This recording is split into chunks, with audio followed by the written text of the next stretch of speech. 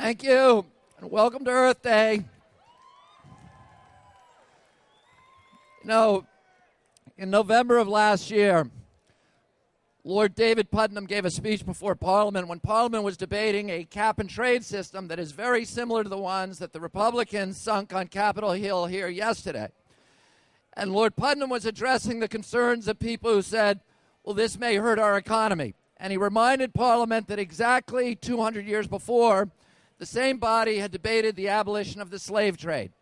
And at that time, many people in England said, we can't abolish slavery. Slavery is an abomination. It's a moral catastrophe that has to be destroyed, but we can't abolish it because it represents 25% of our GNP. It's the principal source of energy for the entire British Empire, free human labor, and if we abolish it, the economy will crater.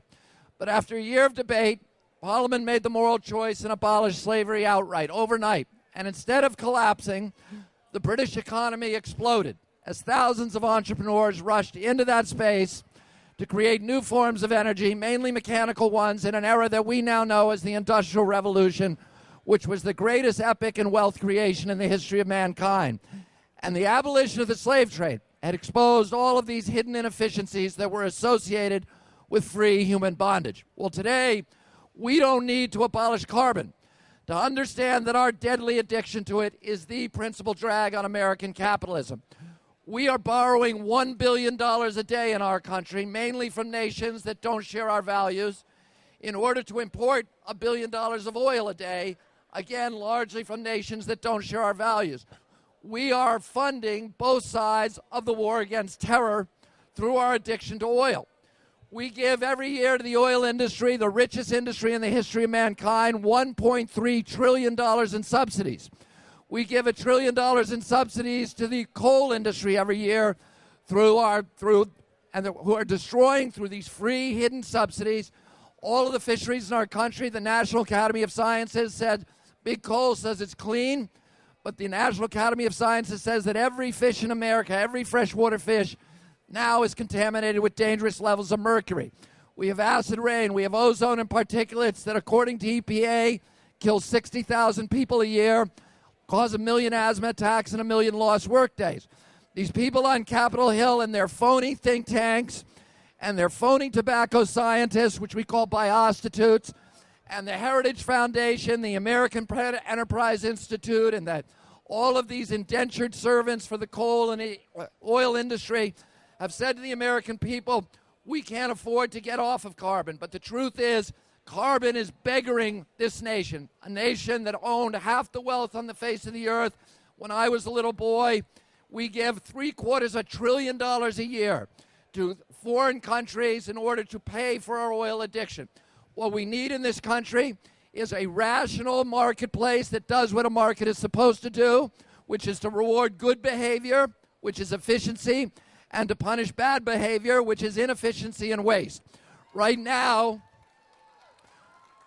we have a marketplace in this country that has been rigged by the carbon industry to reward the dirtiest, filthiest, most poisonous, most destructive, most addictive fuels from hell, rather than the cheap, clean, green, abundant, wholesome, and safe fuels from heaven. Now, we're number 2 in the world in this country in geothermal industry, in geothermal potential. We are number 2 in solar potential in the United States. According to the Scientific American, we could power the entire nation based upon an area 75 miles by 75 miles in the most barren desert land in the desert Southwest. We're number 1 in wind potential, the Great Plains states of the Saudi Arabia of wind.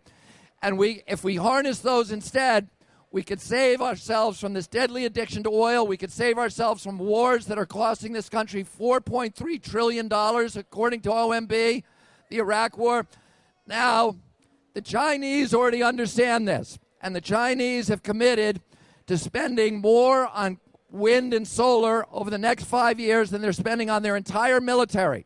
The Chinese, while the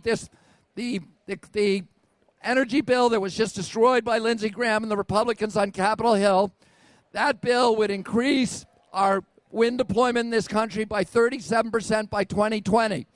The Chinese have already made a commitment to increase their solar production by 20,000% by 2020 and increase their wind production by 12 times.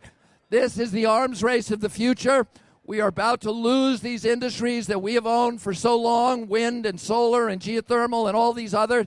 The Chinese are already ahead of us with electric cars, with batteries, and now they're about to take wind and solar away from us. And all of these people on Capitol Hill who are saying, well, this is going to hurt us, they don't understand the worst thing that we can do for our national security is to continue this deadly addiction to oil.